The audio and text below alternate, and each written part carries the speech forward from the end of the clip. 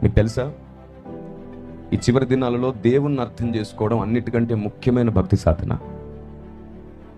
ఎందుకంటే బైబిల్ ఇలా మాట్లాడుతుంది, నా జనులు జ్ఞానము లేక నశించిపోతున్నారని, నా జనులు జ్ఞానము లేక చెరపట్టబడుతున్నారని రాయబడింది.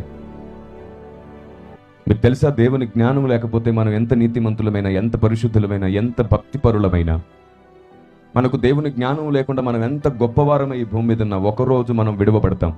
ఎందుకంటే సాతాను మనల్ని మోసం చేస్తాడు. దేవుని జ్ఞానం ఎరగని భక్తి మోసపోయే ప్రమాదం ఉంది.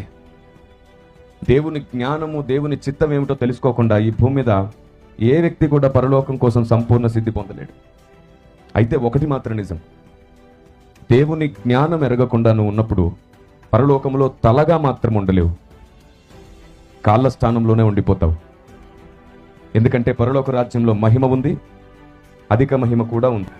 మీకు పెద్ద మాట చెప్పనా, మీరు అర్థం చేసుకునేటట్లు దేవుడు సహాయం చేయాలి.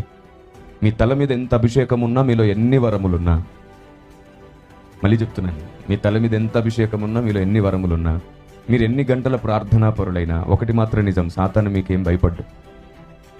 అభిషేకానికి జడిసేవాడు కాదు, వరాలకు భయపడేవాడు కాదు సాతాను. సాక్షాత్తు పరలోక రాజ్యానికి వెళ్ళి వస్తుంటాడు వాడు.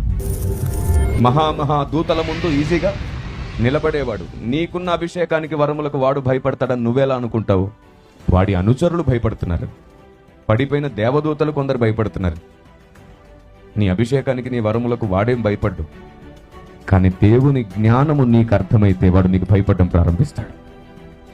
వాడి తంత్రములు నీకు తెలిస్తే వాడు నీకు భయపడతాడు. వాడి తంత్రములు, దేవుని జ్ఞానం రెండూ నీకు అర్థమైపోతే వాడు నీకు భయపడి, నువ్వు ఎక్కువ కాలం బ్రతుకున్నా, అందరితో మాట్లాడిన వాడి రాజ్యం కూలిపోతుందని వాడు నీకు భయపడతాడు. సత్యము నిన్ను స్వతంత్రుని చేస్తుంది వాడి నుండి కూడా. అందుకే క్రీస్తు పరిశుద్ధాత్మని మన కోసం ఈ భూమి మీదకి పంపించారు. సత్యము నుండి సర్వసత్యములోనికి పరిశుద్ధాత్ముడు మనం నడిపించాలి.